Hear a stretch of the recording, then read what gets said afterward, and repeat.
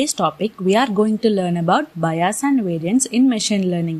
ఈ video end వరకు చూస్తే మీకు ఎగ్జామ్ పాయింట్ ఆఫ్ వ్యూలో ఈజీగా గుర్తుండేలా కాన్సెప్ట్ని ఎక్స్ప్లెయిన్ చేస్తాను. So watch till the end. So what is bias? Bias is the error that occurs when a model is too simple to capture the true patterns in the data. Model చాలా సింపుల్గా ఉండి డేటాలో ఉన్న true ప్యాటర్న్స్ని capture చేయలేకపోవడం వల్ల వచ్చే ఎర్రర్ని bias అని అంటారు. Model two సింపుల్గా ఉంటుంది, డేటా ఏమో కాంప్లెక్స్గా ఉంటుంది. మోడల్ ప్యాటర్న్స్ను ప్రాపర్గా లెర్న్ చేయలేదు. సో ఎందుకు ఇలా జరుగుతుంది? Why this happens? Data curve ప్యాటర్న్లో ఉంది, బట్ మోడల్ స్ట్రైట్ లైన్తో ఫిట్ అవుదామని చూస్తుంది. సో మోడల్ ఫిట్ అవ్వదు అండ్ ప్రిడిక్షన్స్ కూడా రాంగ్ అవుతాయి. So high bias, the model oversimplifies, misses patterns and underfits the data. దీన్నే అండర్ఫిట్టింగ్ అని అంటారు. దీంట్లో ట్రైనింగ్ ఎర్రర్ హై ఉంటుంది, టెస్టింగ్ ఎర్రర్ కూడా హై ఉంటుంది. మోడల్ చాలా సింపుల్ అయితే హై బయాస్ ఉంటుంది. సో లో bias, the model captures patterns well and is closer to the true values. లో బయాస్ అంటే మోడల్ డేటాలో ఉన్న ప్యాటర్న్స్ని చాలా బాగా క్యాప్చర్ చేయగలుగుతుంది. సో దీనివల్ల గుడ్ ట్రైనింగ్ పర్ఫార్మెన్స్ ఉంటుంది అండ్ బెటర్ ప్రిడిక్షన్స్ని ఇస్తుంది. మోడల్ ప్యాటర్న్ను సరిగ్గా నేర్చుకుంటే లో బయాస్. హై బయాస్ అంటే ఎగ్జాంపుల్తో చెప్తాను. ఇప్పుడు మనం ఓన్లీ బేసిక్స్ చదివినాం అనుకో, టఫ్ క్వశ్చన్స్కి ఆన్సర్స్ చేయలేము. అదే ఇప్పుడు లో బయాస్ అంటే కాన్సెప్ట్స్ని ఈజీగా అర్థం చేసుకొని ఎంత టఫ్ క్వశ్చన్కైనా ఆన్సర్ చేస్తాము. అండ్ నెక్స్ట్ వచ్చేసి how to reduce bias, use more complex models. Model కాంప్లెక్సిటీని పెంచితే బయాస్ అనేది తగ్గుతుంది. మోడల్ కాంప్లెక్స్ మోడల్స్ అంటే లైక్ న్యూరల్ నెట్వర్క్స్ని వాడచ్చు. సో దీనివల్ల ప్యాటర్న్స్ని బెటర్గా క్యాప్చర్ చేస్తుంది. దీనివల్ల ఇంక్రీజెస్ కాంప్లెక్సిటీ అంటే బయాస్ని డిక్రీజ్ చేయడం. నెక్స్ట్ వచ్చేసి యాడ్ రెలవెంట్ ఫీచర్స్, ఇంపార్టెంట్ ఫీచర్స్ని యాడ్ చేయడం. డేటాలో ఇంపార్టెంట్ ఇన్ఫర్మేషన్ లేకపోతే మోడల్ లెర్న్ చేయలేదు. మోర్ యూస్ఫుల్ ఫీచర్స్ ఉంటే better understanding.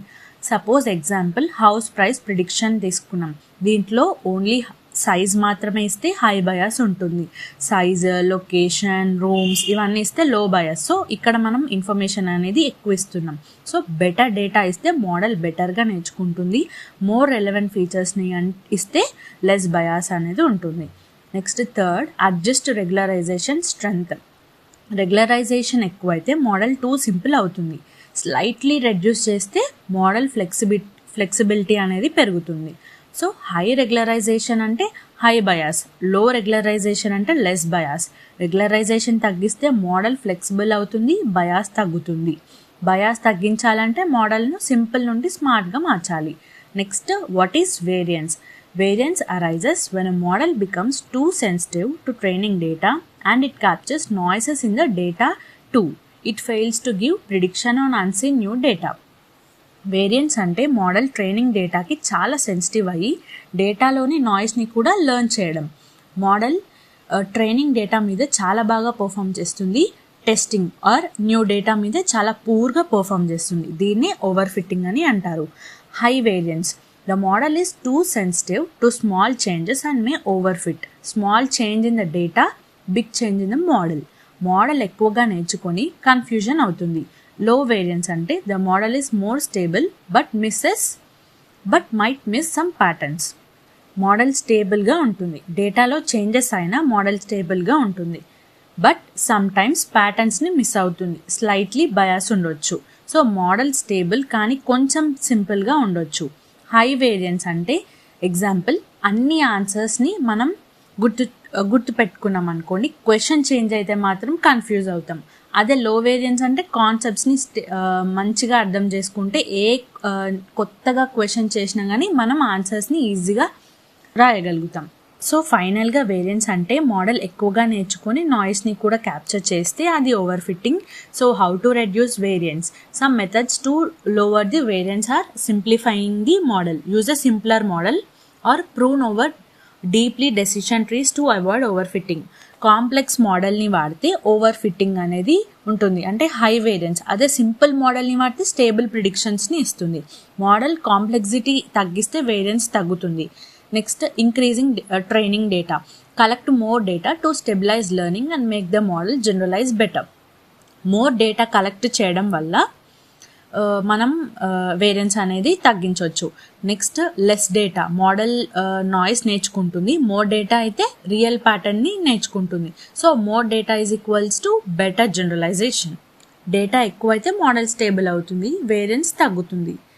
Next third, apply regularization. Use L1 or L2 regularisation to constrain model complexity and prevent ఓవర్ఫిట్టింగ్.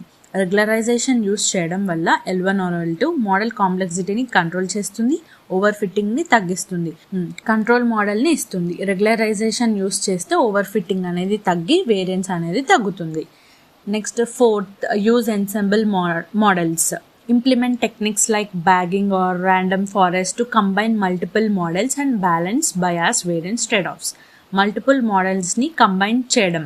Simple model unstable అవుతుంది, multiple models అయితే balanced prediction ఇస్తుంది. Example random forest. Multiple మోడల్స్ని కలిపితే variance అనేది తగ్గుతుంది.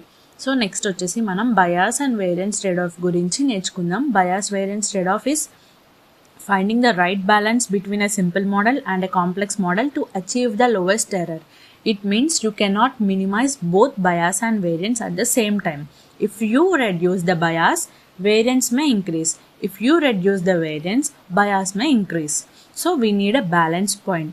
So ఇక్కడ bias తగ్గిస్తే variance పెరుగుతుంది, variance తగ్గిస్తే bias పెరుగుతుంది. So we need a balance point, that is the optimal model. That's about the video. Thanks for watching. Follow for more videos.